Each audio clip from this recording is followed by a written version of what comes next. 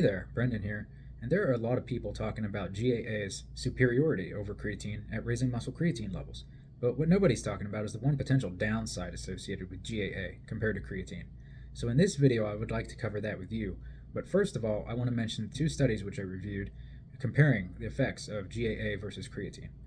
Now, first thing I wanted to look at was if creatine was taken with a meal in these studies, because taking creatine with a meal, especially a lot of carbs, has been shown to increase its bioavailability and uptake by up to 80% in some cases. So, in the first study, they asked the cohorts to not change anything in their daily routine. So, we don't know if the creatine group was taking it with a meal or not. Now, in the second study, they mentioned that the creatine group was taking it 15 minutes prior to a meal. So that's close enough, probably. And even still, GAA was superior at raising muscle creatine levels. Now, the problem is, really comes down to how creatine is synthesized in the body. Arginine and glycine form to make GAA, and then that's further methylated into creatine, right? Well, this uses methyl groups, and this is what raises homocysteine levels. And you can even see it in the studies of GAA. If you look into them, you'll see that the GAA group had a significant increase in homocysteine levels.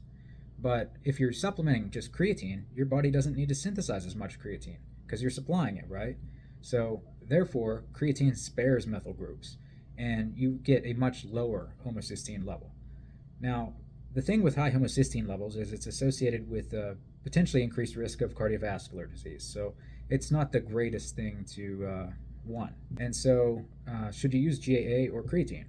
Well, that's up to you. Are you willing to accept higher homocysteine levels for a slightly increased muscle creatine storage? I can't answer that question for you, but I did want to raise awareness of this one point, so I hope this video has been informative.